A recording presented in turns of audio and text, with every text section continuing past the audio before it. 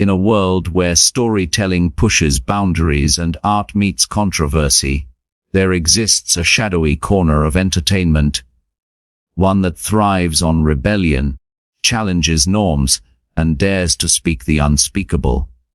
This is the realm of banned web series in India, a place where creativity clashes with censorship. Boldness is both a weapon and a curse. Today, we journey into this world through a speech-like narration, as if whispered through the speakers of an audiobook. A deep dive into the top 10 banned web series in India, exploring not just the shows themselves but the reasons they were silenced and the questions they leave behind. In the modern age of streaming, where stories leap from screens into the minds of millions, a silent revolution has taken root, one that celebrates freedom, challenges the status quo, and often dares to go where mainstream cinema never could. This revolution is the world of web series, a world that began as a sanctuary for artistic expression, but soon turned into a battleground of censorship, controversy, and creative rebellion. Embraced the digital wave, platforms like Netflix, or unfiltered tales. Here, they were no longer bound by the strict ignited conversations, others ignited outrage, and thus began the saga of the top 10 banned web series in India. Stories that were too real, too bold, or too uncomfortable for some to bear. These series were not just pieces of entertainment, they were reflections of the India that exists behind closed doors and between the lines of silence. Each of them carried a voice that refused to bow, a narrative that spoke the truth hidden beneath layers of culture, politics, and morality. But truth, as history has shown, is rarely welcomed without resistance. Banning of web series in India is not merely a censorship of content. It is a struggle between two Indias, one that wants to move forward and confront its realities, and another that clings to the comfort of denial. When Tandav was released on Amazon Prime, it came as a storm of political drama and intense performances. It mirrored the hunger for power that infects the corridors of leadership, and for a moment, like the mirror was too clear, too reflective of real figures and ideologies. A single scene portraying a deity in a humorous light sparked protests, ahs, and threats. What was meant to be art became accused of being blasphemy. The outrage was so severe that Amazon had to issue apologies and remove scenes, an act that revealed how fragile the line between freedom and fear truly is. Similarly, Leila, a dystopian tale set in a totalitarian India where purity and obedience rule over love and freedom, became a target of condemnation. Viewers who saw their own society mirrored in its fiction called it dangerous and anti-religious. It was banned in parts of the country, and yet, those who managed to watch it found it hauntingly prophetic. The irony was bitter. Leila was banned for depicting oppression, and in banning her, the series was temporarily withheld in certain regions, but its impact could not be undone. Its dialogues echoed truths that everyone knew but few dared to say aloud. Then came A Suitable Boy, a beautiful adaptation of Vikram Seth's epic novel, was drawn into controversy over a single scene. A kiss filmed near a temple courtyard. The outrage that followed revealed how society's tolerance for love remains conditional, bound by religious boundaries and public morality. The idea that affection between two people could be seen as an insult to faith showed how far censorship had drifted from protecting values to policing emotions. The digital realm, once imagined as a refuge for creative liberty, now found itself under surveillance. And as moral outrage became a weapon, several other series found themselves in the crosshairs.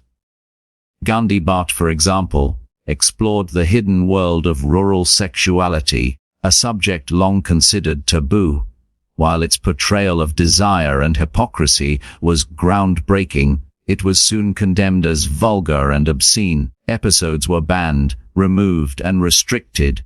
But what society failed to see was that Gandhi Bhat wasn't glorifying obscenity. It was exposing the double standards of a culture that pretends purity while hiding its truths in whispers. Similar Storm, XX Uncensored, faced nationwide criticism for crossing boundaries of decency. It was accused of insulting religious sentiments and promoting immorality. But at its core, it was not an act of rebellion for the sake of shock. It was a commentary on the private contradictions of human life. Still, the outrage drowned the message, and once again, censorship triumphed over understanding. Mirzapur too met a different kind of resistance. It wasn't the sensuality, but the brutality, the portrayal of power, caste, and politics that ruffled feathers. Viewers who once celebrated its raw storytelling turned against it, filing complaints and demanding bans, as if fiction could somehow tarnish reality. Even The Family Man 2, one of India's most acclaimed series, was nearly banned before release for allegedly misrepresenting a community. The makers had to issue statements, assure fairness, and alter perception. All for a work of fiction that simply dared to show multiple sides of truth. There were stories like AK vs. AK, which blurred the lines between cinema and real life, mocking celebrity culture and the obsession with fame. It faced temporary bans for minor reasons like the unauthorized use of police uniforms, but beneath that was an unspoken discomfort. The discomfort of seeing icons stripped of glamour. And at the top of it all stood Sacred Games, crown jewel of controversy. Its fearless narrative, intertwined with politics, religion, and crime, made it both a masterpiece and a target. FIR's bans and lawsuits surrounded it, but it survived because its truth was too powerful to erase. It became a turning point in Indian entertainment, proving that censorship can silence a show, but it cannot silence the conversation it begins. As the digital landscape expands and audiences evolve, the battle between freedom and control continues. Banned web series are more than censored entertainment. They are reflections of a society still deciding how much truth it can tolerate. Each ban is a reminder that the stories we silence often reveal more about us than the stories we tell. These series stand as modern testaments to the price of honesty in art. For in every ban lies an unspoken confession that the truth was too close, too raw, real to be ignored. And so, as we turn the first page of this exploration into the top 10 banned web series in India, we do not just uncover controversies, we uncover the collective conscience of a nation caught between tradition and transformation. Are not just banned stories. They are mirrors, cracked but shining, reflecting the soul of a country learning to listen to its own truth. CHPTR 2 seconds. In the rapidly evolving world of digital entertainment, where streaming has replaced cinema halls and screens have turned into mirrors of human truth, the rise of banned content in India reflects not just a cultural clash, but a psychological and political storm brewing within society. The story of the top 10 banned web series in India is not simply a chronicle of outrage and restriction, it is a deep, tangled narrative about fear. The fear of change, of exposure, of losing control over the collective conscience of a billion people. As India's digital generation grew, with youth consuming stories from across the globe, there came a new hunger, a hunger for realism, authenticity, stories that did not sanitize life for the sake of comfort. Filmmakers and writers finally found platforms that didn't ask them to censor themselves before speaking. They began to write what they saw, what they felt, what the traditional film industry never allowed them to express. But in doing so, They also began to touch nerves buried deep within the cultural DNA of India, a country that cherishes freedom yet fears it in equal measure. Chapter 2 takes us deeper into the core of this conflict, exploring why certain web series became lightning rods of controversy, how the system responded, what this means for the future of creative expression in a democracy that constantly debates the limits of free speech. The wave began with the emergence of platforms like Netflix and Amazon Prime around 2017, bringing with them international content that was bold, unapologetic, and uncensored. Indian creators saw in these platforms an opportunity to escape the constraints of the Central Board of Film Certification, had long dictated what could be seen or said on screen. The digital realm promised independence. But independence is never without consequence. The very first ripple of conflict appeared when sacred games broke into Indian screens, showing a side of Mumbai that was raw, political, spiritual all at once. Its language was unfiltered, its characters flawed, its storyline interwoven with religion, politics, and crime. For the first time, Indian audiences were confronted with a series that refused to glorify or sugarcoat. But with realism came rebellion. Some sections of society called it anti-national, others said it defamed political figures. Complaints were filed under laws meant to protect religious and national sentiment, as though fiction had suddenly become a threat to faith itself. This was the beginning of a new kind of censorship. One not enforced by government scissors, but by the voices of outrage amplified through social media. Soon after, a Tandav arrived, pushing the boundaries even further. It spoke of political ambition, manipulation, the hunger for control, a story too close to home for many. The outrage it sparked was massive, almost instantaneous. Religious groups, politicians, social organizations took offense to certain dialogues and depictions, demanding bans and arrests. The makers issued apologies, edited scenes, and bowed to pressure, but the episode sent shockwaves through the industry. The message was clear: freedom on the internet was no longer absolute. Word, every frame, every expression could be judged, misinterpreted, and condemned in the court of public opinion. And yet, beneath the noise, one truth remained: the audience was ready for stories that reflected reality, not fantasy. The demand for bold content did not die with censorship, only evolved. As this battle between art and authority continued, Leila entered the scene, a dystopian tale that envisioned a future India divided by purity, class, and faith. It was haunting, painful, disturbingly reflective of modern inequalities. Critics hailed it as visionary, while conservative groups condemned it as blasphemous and anti-national. The irony of its ban was almost poetic.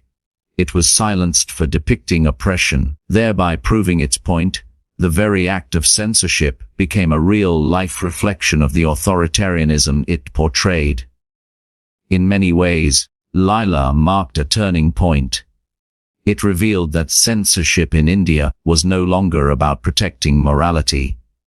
It was about protecting comfort zones, about shielding society from confronting its own mirror. But not all bans came from politics.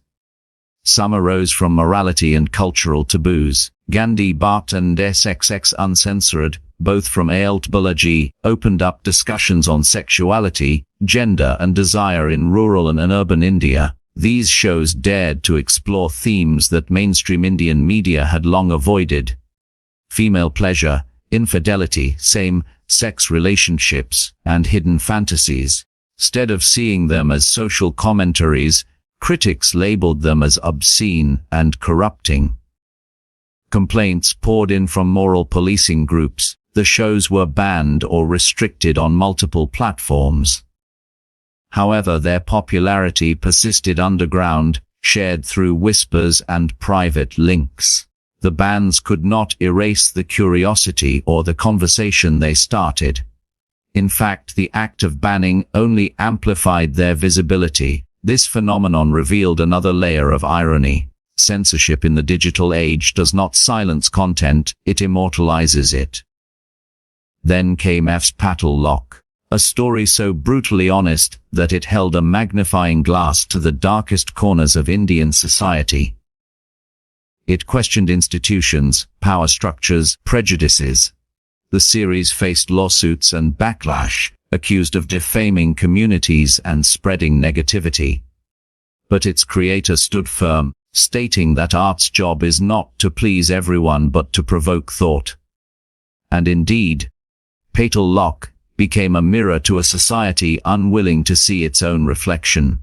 The debate it sparked was far larger than the show itself. It became a national conversation about how much truth India was willing to tolerate. Meanwhile, the Family Man too found itself walking a similar tightrope. It explored geopolitics, ethnic tensions, and terrorism with nuance. Certain groups claimed it painted an entire community in poor light. Calls for bans once again echoed. The creators were forced to issue clarifications. Each time, the pattern repeated: outrage, apology, edits, and temporary bans. The cycle of suppression became as predictable as the sunrise. Even Mirzapur, known for its raw portrayal of violence and power, complaints for allegedly defaming a real town. Fiction and reality blurred, and sensitivity replaced logic. As these controversies unfolded, the government stepped in to regulate online content. New digital media guidelines were introduced, giving authorities power to monitor and demand the removal of web content deemed objectionable. Supporters saw this as necessary order. Critics called it the death of creative freedom. The age of free internet storytelling was suddenly under surveillance. Makers began to second-guess their scripts. The fear of offending someone, anyone, started shaping what stories were told and how. Perhaps the most fascinating part of this entire evolution is not the banning itself, but the reaction of the people. Despite restrictions, audiences have continued to seek these stories. They download them through VPNs, discuss them in forums, and defend the artists online. This resilience of curiosity shows that bans cannot truly control thought. In fact, the more something is forbidden, the more it is desired. Banned web series became a symbol, a small rebellion in the name of artistic truth. They sparked not just debates about religion or politics, deeper questions about who gets to define morality and who decides what India is ready to see. And as this chapter unfolds, one thing becomes clear. The story of banned web series in India is not a story of defeat, but of persistence. For every episode removed, 1,000 conversations rise in its place. Every scene censored, a generation learns to question authority. These bans do not silence creativity, they fertilize it. Banned story becomes a seed for another, bolder one to grow. The censorship of art, in its own paradoxical way, has become the very fuel that keeps it alive. In this digital age, where every ban is a headline and every restriction a controversy, real victory belongs not to those who silence but to those who continue to speak, write, and film. Fearlessly, defiantly, and endlessly, in the deep and intricate corridors of India's digital entertainment revolution. Story of banned web series continues to unfold like an epic of art versus authority, creators who speak truth to power and systems that respond with silence and suppression. As the digital age spread across cities and villages, with millions glued to their smartphones, a new kind of storytelling emerged. One that was no longer bound by tradition, censorship boards, fear of the box office. But with this freedom came a new war, a cultural battlefield where imagination clashed with ideology. Chapter 3 delves into the emotional and intellectual essence of this conflict, exploring how the power of digital storytelling transformed India's cultural identity, why certain stories provoked outrage, what these banned series reveal about the moral, political, and spiritual anxieties of a society in transition.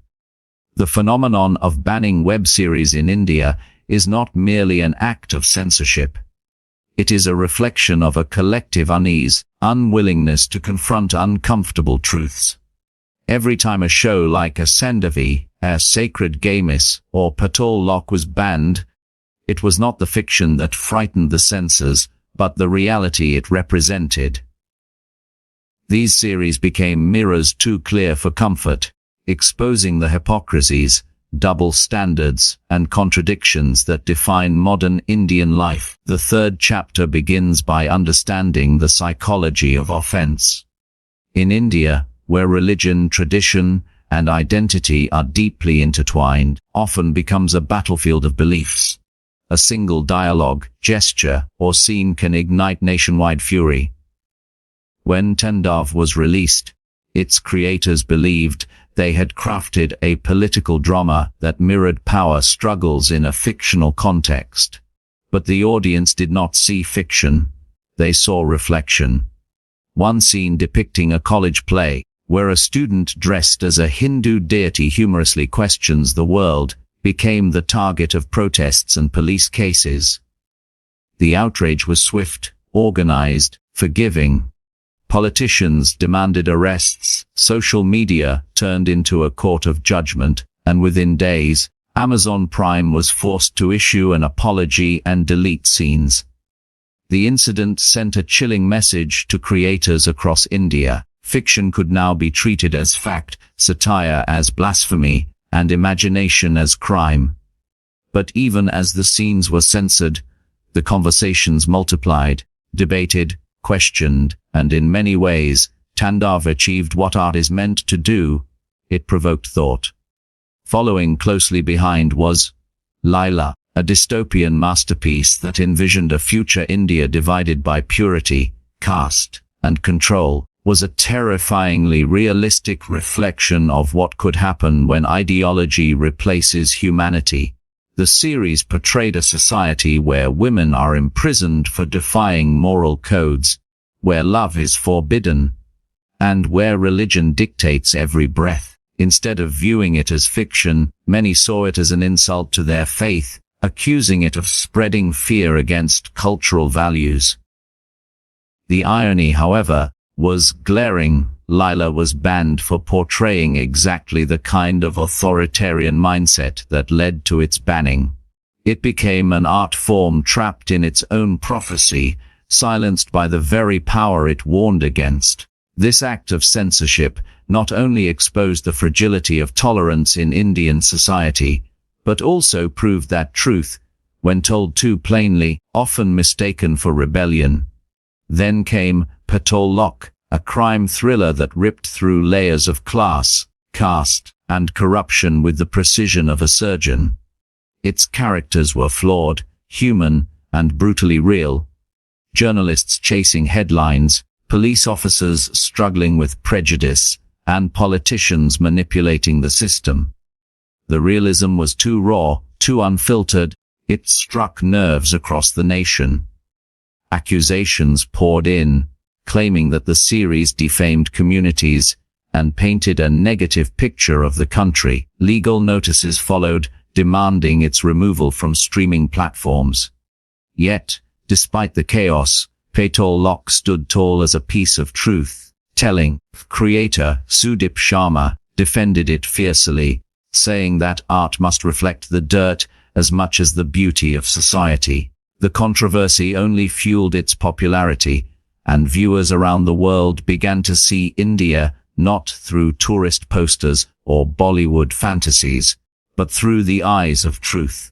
The same fate befell Our A Suitable Boy, a gentle love story that became the center of national debate over a single kiss. Set in post-independence India, The show dared to show affection between two people near a temple courtyard, an act that some groups labeled sacrilegious. The outrage was disproportionate to the act, revealing how fragile moral boundaries had become. Netflix was accused of hurting religious sentiments. Ours were filed against its executives. Yet, what the ban truly exposed was society's discomfort with love that defies rules. Its inability to separate reverence from repression. The scene was removed, but the scar it left on creative freedom remained. Meanwhile, Skandi Bhatt and Eskex became victims of another kind of censorship. The moral kind. These series explored the hidden desires and forbidden fantasies of rural and urban India. Purpose was not to shock but to show that human desire exists everywhere, even in places that claim purity. Yet, instead of being seen as explorations of sexuality and hypocrisy, they were condemned as vulgar and immoral. Legal cases were filed, scenes deleted, episodes removed. But despite the bans, the audience's curiosity only grew. The forbidden became fascinating. A country where open conversation about sexuality is still considered taboo. These web series played a crucial role in initiating dialogue, forced society to face the mirror it had avoided for centuries. When a Mirzapur to Serizi, the family man to theirs entered the picture, the arena expanded beyond morality to politics and nationalism. These shows portrayed India's power structures, espionage, full tensions with startling realism. But that realism became a liability. Mirzapur 2 was accused of defaming a real city and community, while the family man Tusa was condemned by certain political groups for allegedly misrepresenting ethnic sentiments. The line between fiction and reality blurred so much that even the act of storytelling was treated as a political statement. The creators had to defend their work in interviews, issue clarifications, and endure online abuse. Yet, their stories continued to dominate global charts, reminding everyone that truth, no matter how inconvenient, always finds its audience. Perhaps no series captured the spirit of rebellion more powerfully than A Sacred Games, India's first global web sensation. A story that mixed religion, crime, and politics with unflinching honesty. The dialogues were bold, imagery intense, and the themes unapologetically provocative. It was praised internationally but condemned domestically. Multiple lawsuits were filed, claiming it insulted political leaders and faiths. Certain episodes were even temporarily taken down. Yet, Sacred Games refused to die, became more than a show. It became a movement, a declaration that India's digital storytelling had arrived and would not be silenced. All these controversies, a larger pattern emerges. Censorship in India is no longer a question of legality, but of emotion. It is driven by sensitivity rather than reason, by fear rather than faith. The act of banning these web series reveals a deep cultural anxiety, the fear that art might awaken what society prefers to keep asleep. But history shows that every ban, every protest, every attempt to silence creativity only strengthens the spirit of rebellion. The artists adapt, the audiences resist, and the stories find new ways to survive. The internet, by its very nature, is a space that cannot be completely controlled. Files are shared, scenes are re-uploaded, and conversations continue in whispers and hashtags. Thus, the story of banned web series in India is not a story of defeat but of endurance. It is a testament to the resilience of art, the hunger for truth, the unbreakable bond between creator and audience. In the end, censorship can remove a scene, but it cannot erase an idea. It can silence a voice, but it cannot quiet an awakening. These stories, once banned, continue to live, not on screens, but in the minds of those who dare to imagine a freer India. And so, as Chapter 3 closes, one truth becomes undeniable. Every act of censorship writes another chapter in the history of resistance. Every banned story becomes the seed of another that will rise louder, braver, and unstoppable. The ever-evolving landscape of Indian digital entertainment. Chapter 4 emerges as a journey through the heart of a nation caught between the past and the present, between its moral compass and its artistic courage, between the voice of the people and the fear of the powerful. The saga of the top 10 banned web series in India does not merely narrate the story of silenced shows, but also paints a larger portrait of a country wrestling with its identity in the age of unfiltered storytelling. The web series phenomenon began as a revolution, a movement that gave voice to stories long suppressed by the traditional film industry and its rigid censorship boards. It was a new dawn for creators who had always been told what could or could not be shown on screen, streaming platforms rising like modern temples of expression. Netflix, Amazon Prime Video, Disney Hotstar, Al-Balaji, Olu, MMX Player. The Indian audience found itself exposed to narratives that mirrored not idealism but reality, not morality but truth. However, truth is a dangerous thing in a society that thrives on the comfort of denial. The banning of certain web series was not about obscenity or politics alone, was about fear. Fear of questions that challenge authority, fear of stories that expose the cracks beneath the surface, fear of audiences awakening to the complexities of their own world. As the curtain rises on this chapter, we begin with the paradox of Tandav, political drama that became a symbol of this fear. It told a story of ambition, manipulation, and control, set in a fictional world, unmistakably echoing the corridors of Indian politics. Its creator, Ali Abbas Zafar, envisioned it as a mirror to society's hunger for power, but society saw itself too clearly and flinched. One satirical scene depicting a modern-day deity joking about politics triggered nationwide protests. Religious groups called it blasphemy, politicians demanded its removal, and lawsuits multiplied across states. What followed was a new kind of censorship, one not enforced by official law, but by collective outrage. The creators issued an apology, removed scenes, and promised restraint. Yet, the damage was done. The digital space that once promised unshackled creativity was now under invisible surveillance, where artists self-censored before even daring to write. Tandav had become more than a show. It was a warning bell for an entire generation of storytellers. Soon after, Leila reignited the flames of controversy with its dystopian imagination. It envisioned a futuristic India divided by purity and faith. Women were controlled, dissent was punished, and love was forbidden. Its message was clear and chilling, but many mistook fiction for insult. Critics accused it of defaming the country's culture and painting a negative picture of society. The series was banned in certain regions, proving that sometimes imagination itself can be seen as rebellion. But Leila was not just a piece of fiction. It was a prophecy, a mirror held up to the consequences of blind conformity. In banning it, the authorities validated its warning that when power fears truth, freedom becomes fiction.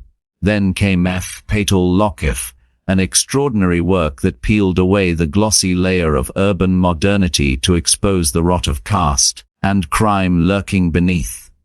It was raw, unsettling, and brutally honest. Its characters were not heroes or villains, they were reflections of a decaying system. Yet, this honesty was its greatest crime. Several groups accused the show of being anti-national, divisive, and offensive to certain communities. Complaints were filed, and calls for a ban flooded social media. What Patal Lok achieved, however, went far beyond entertainment. It forced viewers to confront the uncomfortable reality that every act of corruption, every prejudice, every injustice is not fiction, but a truth we live with daily. The backlash against it became a metaphor for India's inability to look at itself without flinching. Another story that faced similar resistance was I, A Suitable Boy, a beautiful adaptation of Vikram Seth's classic novel. It was a tale of love, identity, discovery set against the backdrop of post-independence India. Yet, one tender moment, a kiss between lovers near a temple courtyard, became the focus of national outrage. Conservative groups called it sacrilegious. Ours were filed against Netflix executives, and political figures demanded apologies. The controversy had little to do with the kiss itself, about what the kiss represented. A defiance of boundaries, a symbol of freedom in a place considered sacred. Uproar revealed a deep cultural conflict, the inability to accept that love, faith, and humanity can coexist without offense. It showed how, a land of spirituality and diversity, tolerance can sometimes be as fragile as glass. But the controversy did not stop with love stories, crept into tales of desire and human nature, where morality and taboo collided head-on. A Gandhi Bhatt and XXC Uncensored, produced by A.L. Balaji, dared to explore the underbelly of Indian sexuality, the hidden desires, fantasies, and contradictions that society refuses to acknowledge. For decades, Indian cinema had treated intimacy as shameful, and here were shows that spoke of it openly. While some saw them as bold explorations of truth, others saw them as attacks on cultural purity. Protests erupted, petitions were filed, and platforms were forced to remove episodes. Yet, beneath the noise, something significant was happening. For the first time, people were talking about sexuality without whispers or shame. Ironically, the bans gave these shows more power, turning them into cultural phenomena that challenged the hypocrisy of those who condemned them publicly but consumed them privately. Then came Mirzapur 2, a saga drenched in power, revenge, and political ambition. It depicted a small-town India where violence and corruption ruled. Every act of justice came with blood. Despite being fiction, it was accused of defaming the real city of Mirzapur and promoting lawlessness. Petitions were filed in court, and calls for its ban spread online. Yet Mirzapur thrived, its viewership soaring globally. Controversy only made it stronger, proving that suppression cannot stop curiosity. The same pattern followed. The Family Man 2, a gripping spy thriller that was accused of misrepresenting certain ethnic communities. The uproar was so intense that the release was almost cancelled, but the creators stood firm, stating that their intent was to tell a balanced story. The show eventually released, and was celebrated worldwide, showing that courage can sometimes outshine fear. And at the peak of this narrative stands Sacred Gamers, the series that transformed India's streaming landscape. It was bold, cinematic, and unapologetically political. It dared to mix religion, crime, governance into one volatile cocktail. Lawsuits, threats, and political outrage followed, yet Sacred Gamers stood tall as a symbol of fearless storytelling. It was proof that when art speaks truth, no amount of pressure can truly silence it. Chapter 4 unfolds to its conclusion. We see that every ban, every outrage, demand for apology is not just a rejection of art. It is a reflection of fear. Fear that stories may expose the cracks in power, that people may start asking questions. Fear that imagination may lead to change. Yet, what the system often forgets is that censorship does not erase truth. It immortalizes it. When a show is banned, it does not disappear, spreads underground, through whispers, torrents, and conversations. it becomes legend. The act of banning a story gives it the very power that suppression sought to take away. And so, the cycle continues. The more India bans, the more India reveals about itself. These web series, banned or restricted, are not failures. They are victories of expression, proof that even in the face of outrage and control, art continues to breathe. They remind us that stories are not just to entertain but to awaken. As long as there are voices willing to speak, pens willing to write, and cameras willing to film, the truth will always find a way to reach the audience, no matter how many walls of censorship stand in its path. Top 10 banned web series in India. The lens widens beyond controversy and censorship to explore the deeper meaning of rebellion through art, the cultural pulse that drives these stories, psychological impact they leave on a society constantly negotiating between conservatism and change. Every banned series, every scene cut, and every voice silenced represents not just the restriction of a narrative, but the struggle of a civilization trying to redefine what it means to be free. India, a country known for its kaleidoscope of traditions and philosophies, stands at a paradoxical crossroads where technological progress has brought global connectivity. Ideological rigidity continues to resist the evolution of thought. The Internet, with its vast expanse of unfiltered expression, has become both a tool of liberation and a battleground for moral and political warfare. This chapter dives into how the digital revolution has challenged India's age-old notions of morality, politics, and how web series became the mirror, the battlefield, and the revolution itself. When platforms like Netflix, Amazon Prime Video, and Hotstar entered India, they promised something that Indian cinema had long forgotten: creative freedom. Filmmakers who were once confined by the scissors of the Central Board of Film Certification suddenly found themselves in a world where they could explore the dark corners of human psychology, question authority, and challenge societal hypocrisy. But freedom, especially in a country as diverse as India, comes with consequences. Shows like Tandav's, Leila, Patal Lok, and Sacred Games didn't just tell stories. They provoked thought, and in provoking thought, they shook the walls of institutions that thrived on silence. These web series were accused of hurting sentiments, spreading obscenity, promoting anti-national narratives, and corrupting youth. But what lay beneath these accusations was a simple truth. These shows made people uncomfortable because they held up a mirror. Art has always been the most dangerous form of truth-telling. From the ancient storytellers of epics to the filmmakers of modern times, every era has witnessed resistance when stories question the status quo. The difference today is that the Internet has democratized access to those stories. What was once whispered in closed circles is now streamed in millions of homes. A series like Patal Lok, which dissected the caste system, religious extremism, and political manipulation, reached viewers across class and language barriers in debates that no prime-time news channel dared to host.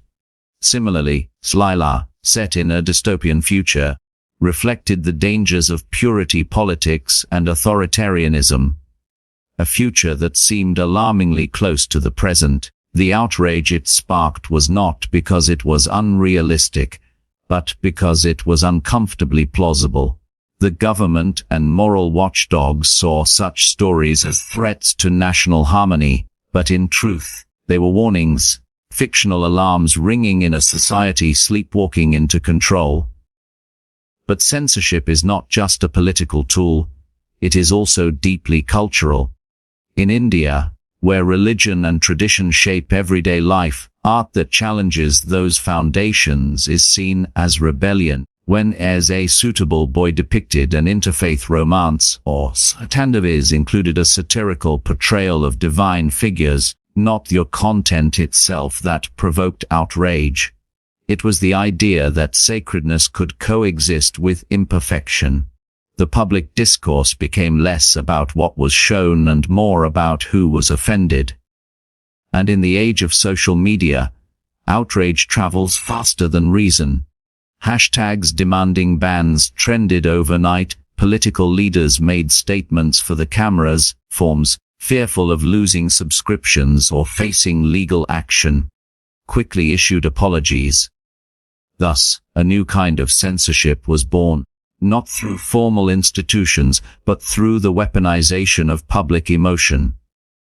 The irony, however, lies in the power of suppression itself. Every time a show is banned, its popularity multiplies. Asakek's Uncensored and a Gandhi Bhat, accused of vulgarity and moral corruption, were downloaded and discussed more widely after being censored. The act of banning gave them the allure of the forbidden, turning them into cultural sensations. This reveals an uncomfortable truth about human psychology. What we are told not to see becomes what we most desire to see. The moral gatekeepers, in their attempt to protect culture, inadvertently amplify the very content they condemn. And while they believe they are preserving purity, what they actually expose is the deep contradiction of a society that condemns on the surface but consumes in secret. The question that arises, then, not whether these web series are offensive, but why we are so easily offended.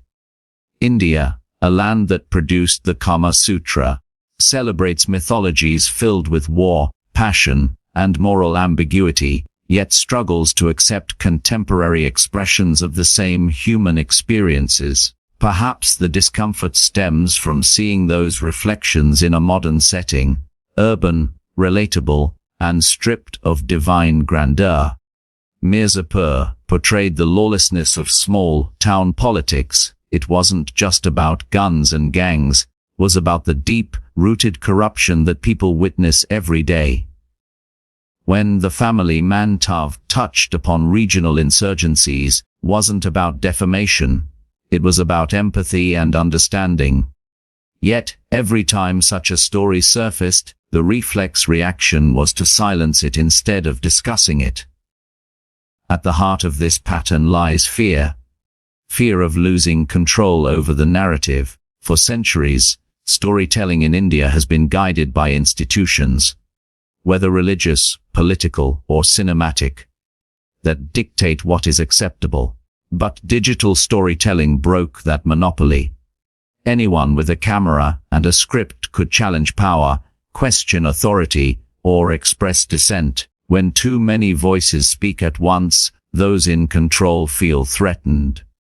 Thus, censorship becomes not a protection of morality, but a preservation of dominance. Banning of web series is not merely about scenes or dialogues. It's about ensuring that uncomfortable truths remain unseen and unspoken. Yet, as Chapter 5 unfolds, we also witness the resilience of creators who refuse to bow. Despite bans, threats, and lawsuits, filmmakers continue to push boundaries. New platforms emerge, audiences find alternative ways to access restricted content, discussions around artistic freedom grow louder. The Indian viewer, once passive, has become discerning, questioning not only what is shown but why it is hidden. The new generation does not see art as rebellion, but as a right, a means to engage with reality instead of escaping it. Ultimately, banning of web series in India reveals more about the nation's evolving identity than about the content itself. Exposes the tug of war between tradition and progress, morality and freedom, silence and expression. It reminds us that art, no matter how censored, cannot be truly contained. For every banned episode, there are thousands of minds awakened. For every deleted scene, 1,000 discussions begin. Censorship may delay the truth, but it cannot erase it. And so, Chapter 5 closes on a note of paradox and persistence. The more India tries to silence its storytellers, the louder those stories echo across screens, whispers, and memories. Because stories, once told, cannot be untold. They may be banned, they may be erased, but they survive in the minds of those who dared to listen. And perhaps that is the greatest victory art can ever achieve, to be remembered, even when forbidden. Top 10 banned web series in India unfolds. It steps into the labyrinth of power, perception, and control, where the invisible lines between art and propaganda blur, where the battle for expression becomes a silent war fought through screens, tweets, and courtrooms. This chapter dives deep into the machinery behind censorship, the unseen forces that decide what India can watch, and the unspoken bargains between politics and media. To understand the banning of web series is to understand the psychology of control. How a society that claims to value democracy can still fear dissent. A nation that celebrates freedom of speech can still tremble at the sound of truth. In this digital age, every story is not merely entertainment, but a potential act of rebellion, every scene a statement, and every banned show a scar on the nation's conscience, reminding us that in the world's largest democracy, the struggle for artistic freedom is far from over. The seeds of censorship in India were sown long before the internet age. From the early days of cinema, where films had to pass through the hands of censors to ensure they aligned with public morality, to the modern web era, where algorithms and political pressure serve as invisible censors, the system has evolved, but the fear remains the same. When the internet arrived, was hailed as the last refuge of unfiltered truth, a space too vast and decentralized for control. But soon, governments realized that even the internet could be regulated, and streaming platforms became the next targets of moral scrutiny. Introduction of the information technology, intermediary guidelines and digital media ethics code rules in 2021 changed the landscape forever. Suddenly, web series and OTT content, once free from traditional censorship, fell under the same moral and political lens as mainstream cinema. It marked the birth of a new era, one where digital freedom existed only within the boundaries of acceptable expression, unacceptable decided not by artists or audiences, but by bureaucrats and politicians. The controversy around Tandav in 2021 became the turning point in this story of control. Began as a political satire, spiraled into one of the biggest digital scandals in India. Politicians accused the show of insulting Hindu deities. Within days, protests erupted across multiple states. FARs were filed against the cast and crew. Streaming platforms received threats of criminal action. The creators, under pressure, released an apology and edited the series. This incident sent shockwaves through the entire creative industry, signaling that digital platforms were no longer untouchable, no longer about creative merit, it was about political alignment. After Tandav, platforms began self-censoring. Scripts were rewritten, scenes deleted, and themes avoided altogether. The chilling effect was visible even before a story was told. It was already silenced. Censorship in India is not always top-down. Sometimes grows organically through collective outrage. A weaponized form of public sentiment that thrives in the age of social media. In the case of Leila, imagined a dystopian future where caste and religion determined purity. The backlash came not from the government, but from the people. Nationalist groups accused it of being anti-India, claiming it portrayed the country in a negative light. Ironically, Leila was a cautionary tale about exactly this kind of intolerance. Yet, the louder the protests grew, the faster the show was condemned. The digital mob, armed with hashtags and moral rage, became a modern censor, more powerful than any government board.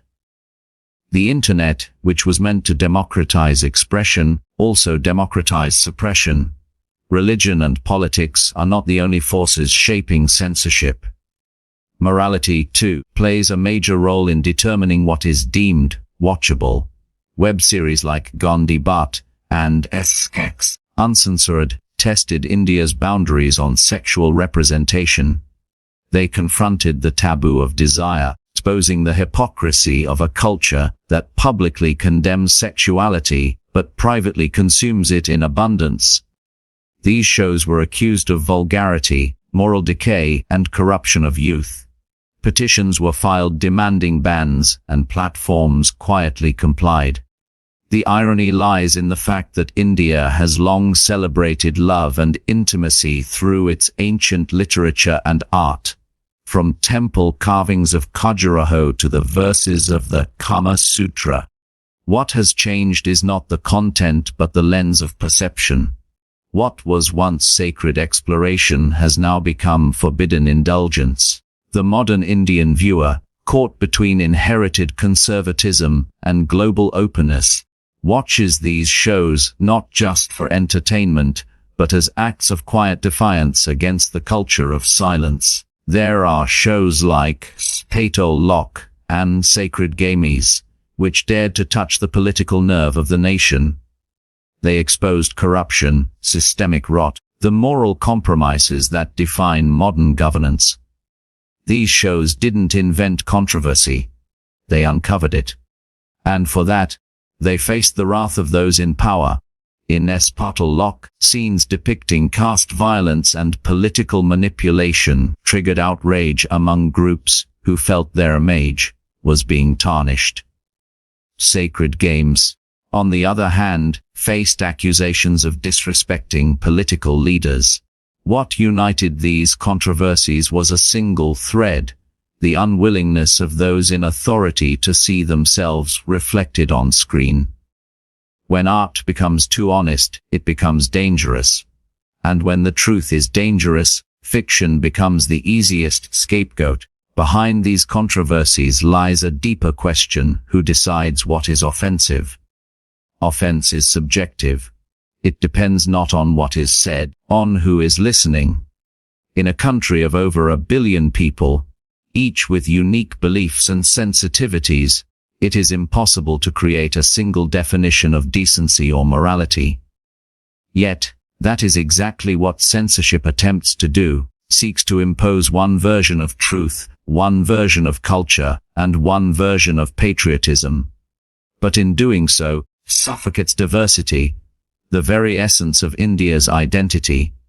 When a show, like The Family Man Tudors, is accused of portraying Tamil characters negatively, a Mirzapur is attacked for defaming a city, the issue is not about representation but control. The demand for bans becomes a demand for narrative ownership, an insistence that only certain versions of India deserve to be shown. However, act of suppression breeds resistance. Creators, knowing the risks, continue to push boundaries. Viewers, aware of censorship, alternate paths, VPNs, proxy servers, private forums, to access restricted content. The more you try to silence a story, the louder it echoes. Banning a show does not erase it, it immortalizes it. It transforms art into legend, rebellion into legacy. Shows like Sacred Games and Mirzapur gained cult status precisely because they were controversial. Their bans only expanded their reach. In the end, censorship fails not because it lacks power, but because it misunderstands human curiosity. The forbidden always fascinates, the silenced always attracts. As this chapter draws to a close, one thing becomes clear. The battle over web series in India is not just about films or platforms. It is about the soul of storytelling, is about whether a nation that prides itself on democracy can tolerate voices that disagree, whether a culture that preaches tolerance can practice it in art. The top 10 banned web series are not symbols of obscenity or rebellion. They are milestones in India's journey toward creative maturity. They represent a nation's growing pains, the friction between old values and new realities. And perhaps that is their greatest significance. For every ban, outrage and every censorship order is proof that art still has power. The power to disturb, to awaken, to inspire change.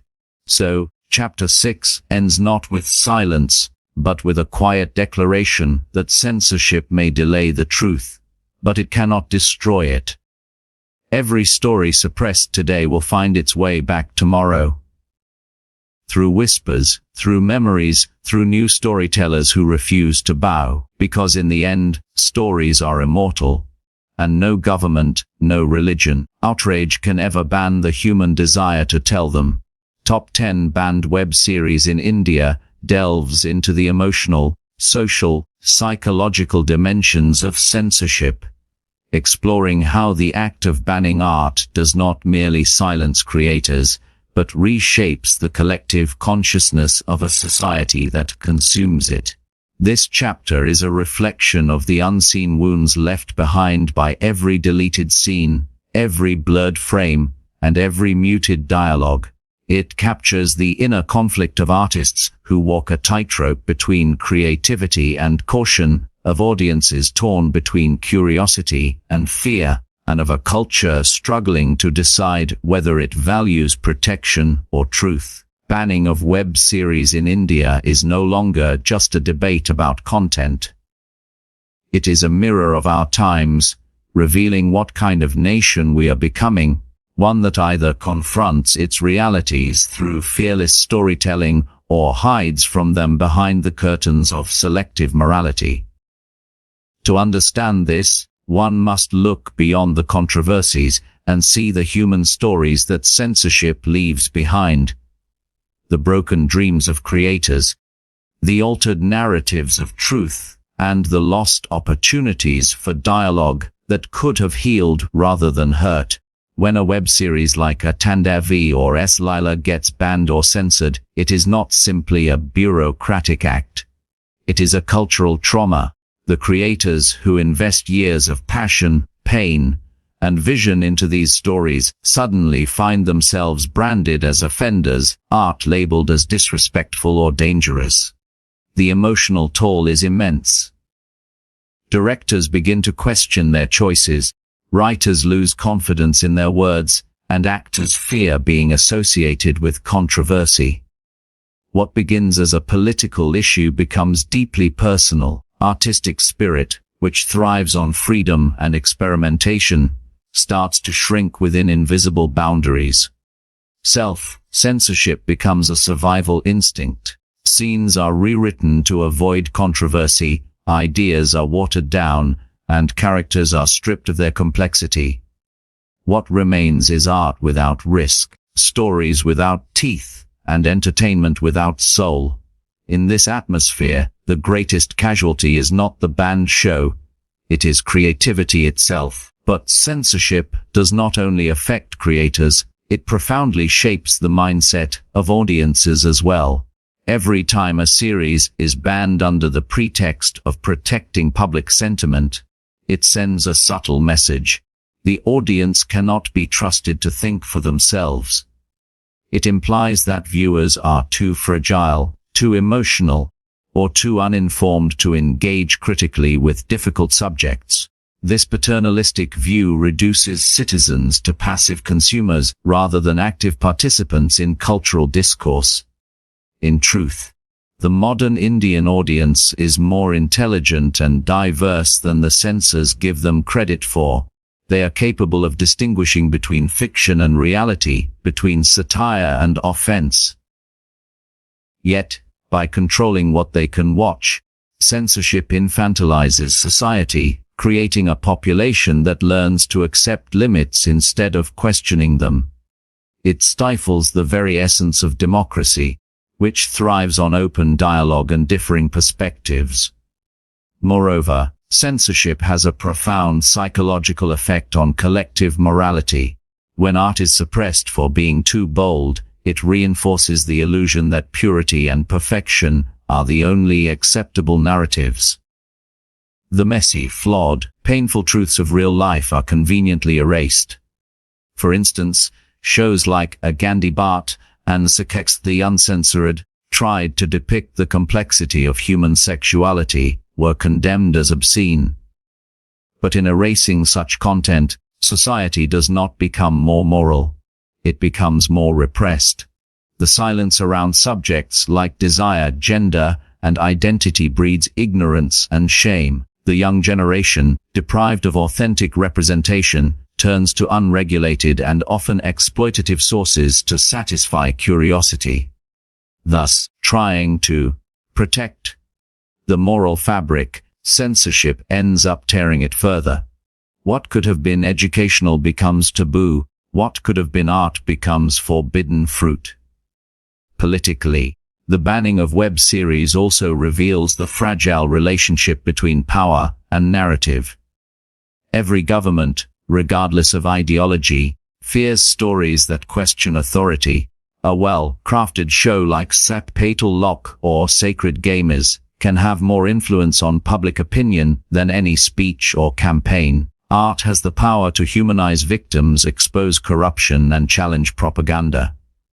This is why it is often targeted. The state, unable to control public interpretation, resorts to suppression. But history has shown that suppressing art only amplifies its message.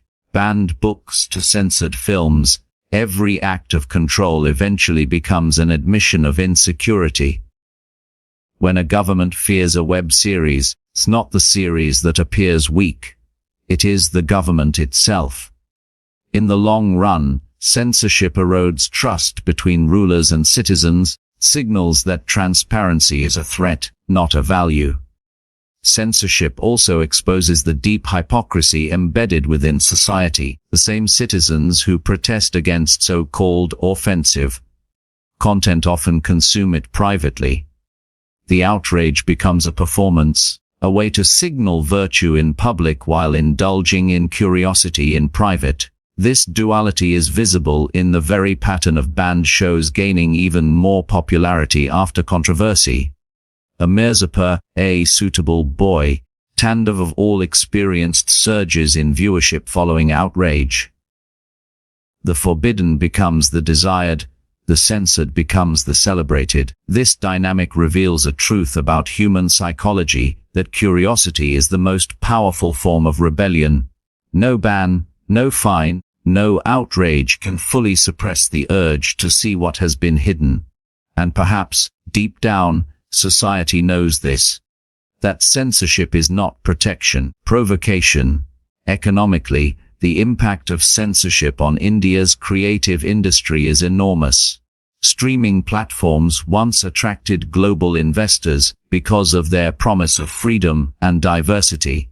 International audiences loved Indian web series precisely because they were raw, real, and unfiltered. But when fear replaces freedom, innovation dies. Scripts become predictable, themes become repetitive, and India risks losing its creative edge. The ripple effect spreads to writers, directors, technicians, actors whose livelihoods depend on the vibrancy of this industry. The creative economy has the potential to be one of India's strongest soft power tools, weakens under the weight of imposed silence.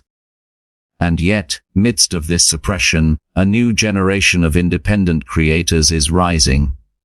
Those who bypass mainstream platforms, use YouTube, regional apps, underground distribution to share their stories.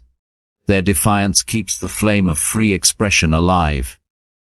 Culturally, the banning of web series reveals the deeper existential question India faces: can tradition and modernity coexist without conflict? Strength has always been its ability to absorb contradictions. Its temples stand beside technology hubs, ancient scriptures coexist with modern science. Yet, when it comes to art, the balance seems fragile. The fear of offending one community or another keeps creators from exploring the very diversity that defines India. Cultural strength does not come from suppressing difference but from embracing it. A confident culture allows space for criticism, satire, and dissent. A fragile one reacts with outrage and bans. Every time a web series is censored, just the artist who loses. It is the entire civilization that loses a chance to evolve. As Chapter 7 draws to a close, it becomes clear that censorship in India is not just an act of control, but a reflection of collective insecurity. The bans on web series reveal our fear of facing ourselves. The corruption, prejudice, desire, and contradictions that make us human. Art holds up a mirror. When we ban it, we are essentially smashing that mirror to avoid the reflection. But the reflection remains, lingering in whispers, memories, ground archives. The power of storytelling is eternal. It survives bans, transcends borders, and outlives those who try to silence it. And so, Chapter 7 ends with a realization that the true fight is not between artists and the state, nor between tradition and modernity. It is between fear and freedom. Every banned web series in India stands as a monument to that struggle. They are not failures of expression but triumphs of courage. They remind us that, as long as there are stories to be told, there will be those who dare to tell them. And no law, no outrage, no ban can ever silence the human need to seek, to question, and to express. Top 10 banned web series in India takes us deeper into the battle between innovation and intimidation, a battlefield where creative expression collides with political correctness, where technology becomes both a weapon of freedom and a tool of control, where the boundaries between rebellion and responsibility blur with every new story told. In this chapter, the narrative expands from individual controversies to a broader landscape. An examination of how censorship shapes not just art, but the very consciousness of a nation. With its billion voices and infinite stories, stands at a turning point in its digital history. The rise of over-the-top OTT platforms promised a revolution, an end to formulaic cinema, a stage for unheard voices, bridge connecting rural realities with global audiences. But with great freedom came greater fear. The fear of losing control over what people think and question. This chapter is a meditation on that fear, on how the freedom that once fueled India's creative boom is now being negotiated, restricted, and sometimes quietly extinguished in the name of culture, unity, and morality. The story begins in the mid-2010s, when India entered its golden age of streaming. Netflix, Amazon Prime, and Hotstar opened doors that mainstream Bollywood had long kept shut. The films of the past were driven by superstardom and censorship boards, but web series were democratic, raw, unfiltered, and unapologetic. Shows like A Sacred Gamer's Mirzapur, Spatal Lok Leila, of The Family Man, and Tandav redefined storytelling. They spoke of crime, corruption, sexuality, religion, gender, and politics, subjects once considered untouchable. They gave voice to characters that television had never dared to portray. Flawed heroes, complex women, disillusioned youth, and marginalized communities. But this very honesty became a threat. The more real the stories became, more uncomfortable the establishment grew. And soon, the very platforms that symbolized freedom found themselves surrounded by invisible walls of surveillance and suppression. What began as a cultural awakening slowly turned into a tug-of-war between creation and control. The controversy that erupted around Tandav in 2021 marked a defining moment in this struggle. What was intended as political fiction was perceived as blasphemy. The show, which depicted the hunger for power and the manipulation of masses, accused of insulting religious sentiments due to a satirical scene involving a deity. Lawsuits and protests followed, and within days, the creators were forced to apologize and edit the series. It was not the first time a work of art faced backlash in India, but it was the first time a streaming platform, supposedly beyond the reach of traditional censorship, surrendered under public and political pressure. Incident sent shockwaves across the industry. Creators began to hesitate. Studios started implementing sensitivity checks on scripts. God, politics, and religion became red flags. The invisible hand of censorship had found its way into the digital domain, not through formal bans alone, but through intimidation and fear. This chilling effect extended beyond political narratives. Shows that explored themes of desire, identity, and rebellion also came under fire. Gandhi Bhatt, Raspberry, and Esexkex Uncensored were accused of spreading obscenity and degrading Indian culture. What these critics failed to understand was that these stories did not glorify lust. They analyzed it. They peeled back the layers of hypocrisy that surround sexuality in Indian society. But in a country where morality often wears the mask of denial, such explorations were seen as threats to purity. As a result, platforms like Altobology and Elu faced repeated legal challenges, and episodes were removed or heavily edited. Ironically, these very restrictions made the shows more popular. The idea of banned content became a badge of rebellion, and audiences, curious and defiant, sought them out even more eagerly. What was meant to be silenced only echoed louder across digital corridors. Then came Leila, a dystopian drama that imagined an India ruled by religious purity and authoritarian control. It was fiction, yet disturbingly plausible. Critics praised its courage, but political and religious groups denounced it as propaganda. Accusations flew that the series defamed the nation and hurt religious sentiments. Once again, outrage triumphed over introspection. The deeper irony, however, was that the very future Leila warned against, one where truth was censored and individuality was punished, was being realized through its own suppression. In banning the story, India became the story. The ripple effects of these controversies extended far beyond the entertainment industry. They reshaped the psychology of Indian creators and audiences alike. For artists, every word became a risk. Self-censorship turned into an unspoken rule, a quiet survival mechanism in an increasingly intolerant environment. For audiences, censorship became a mirror reflecting society's double standards. Many began questioning why a nation that claims to celebrate diversity struggles to accept differing opinions. Act of banning no longer silenced curiosity, it amplified it. When Mirzapur faced petitions for defaming the city, and S's The Family Man Tuzes was accused of hurting regional sentiments, people didn't stop watching, they watched more, out of both protest and fascination. The attempt to suppress dissenting narratives only made them more relevant. Technology added another layer to this paradox. In the age of VPNs, torrents, and encrypted channels, banning content became a symbolic gesture rather than an effective one.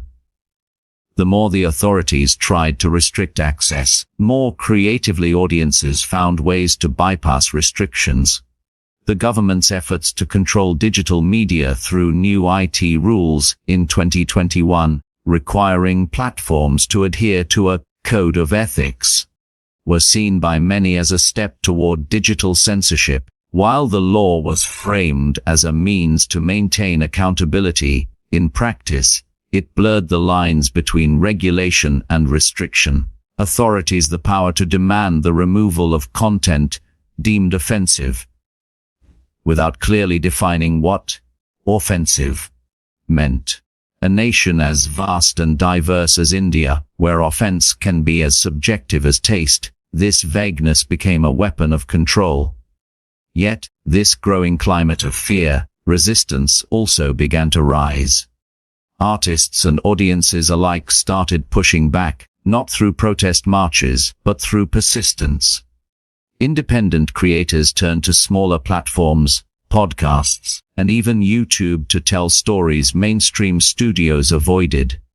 Regional content flourished, proving that diversity could not be erased. Every attempt to suppress creativity only birthed more innovation. The new generation of filmmakers understood that censorship is temporary, but stories are eternal. The more they were silenced, the more symbolic their voices became. Chapter 8 also exposes the global irony of India's situation. While Indian creators face censorship at home, their work is celebrated abroad. Shows like Sacred Games and Delhi Crime won international acclaim, earning Emmy Awards and global recognition for their bold narratives. The same society that condemns them locally takes pride in their success globally. This duality captures the essence of India's current struggle. A nation proud of its art, but fearful of its truths. It wants to be seen as progressive but demands control over progress.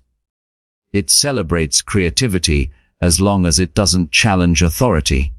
In essence, the banning of web series in India is not just a symptom of intolerance, it is an indicator of transformation. Reveals that India is changing faster than its institutions can handle, that its youth are more curious than its laws allow, that its artists are braver than its censors anticipate. Every act of suppression becomes a catalyst for conversation. Controversy becomes a classroom where society debates morality, politics, and identity. The Internet, despite its constraints, remains a living archive of rebellion, proof that ideas, once released, can never be fully erased. As Chapter 8 concludes, it becomes clear that censorship is not the death of art. It is the test of its endurance. The web series that were banned or censored are not casualties but survivors, immortalized in controversy, kept alive by memory and discussion. They remind us that art does not need permission to exist, it only needs purpose. The history of storytelling, from cave paintings to streaming platforms, has always been the history of defiance. And so, even as India grapples with its fears, the creative spirit continues to whisper through screens, scripts, stories, saying what cannot be said aloud. Because no matter how many times you try to silence a voice, truth always finds its echo, and in that echo, forever survives. Top 10 Banned Web Series in India delves into the emotional and philosophical core of censorship, exploring not just the act of banning, but the deeper meaning behind silence, rebellion, and the unstoppable nature of storytelling in a country that thrives on contradiction. This chapter is not merely about laws or outrage, it is about the eternal conflict between control and creativity, fear and expression, and the strange dance between rebellion and repression that defines India's artistic identity. Every banned web series carries within it a pulse, a heartbeat of resistance that refuses to die even when muffled. As the digital age has blurred the lines between creator and audience, censorship has become more psychological than institutional. It is no longer about scissors on a reel but about the invisible boundaries imposed on thought itself. In a society where every image, word, gesture is subject to moral inspection, the artist's greatest challenge is no longer creation but survival. This chapter takes us inside that struggle, the quiet defiance of storytellers who continue to speak truth to power, the audience that refuses to be silenced, and the cultural transformation that censorship has unintentionally set in motion. 21st century Indian storyteller lives in an age of paradox. Never before has access to expression been so open. Millions of cameras, editing tools, platforms. Yet never before has expression been so vulnerable to backlash. The arrival of OTT platforms promised democracy of content, giving rise to voices from every corner of India. From the chaotic streets of Delhi to the rural heartlands of Bihar, creators began to tell stories that reflected the raw, unfiltered realities of Indian life.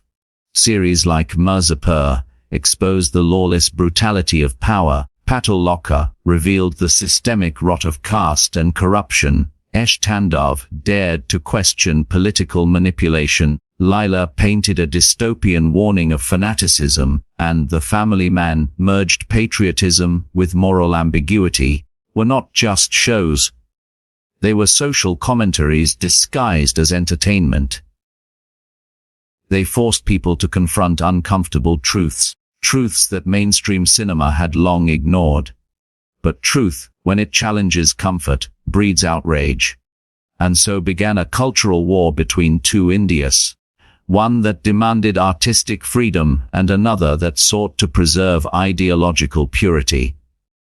At the center of this war lies the Indian viewer, torn between fascination and fear. The same audiences who criticize explicit or political content also consume it with curiosity in the privacy of their rooms. This duality defines India's relationship with banned media. What is forbidden becomes desirable.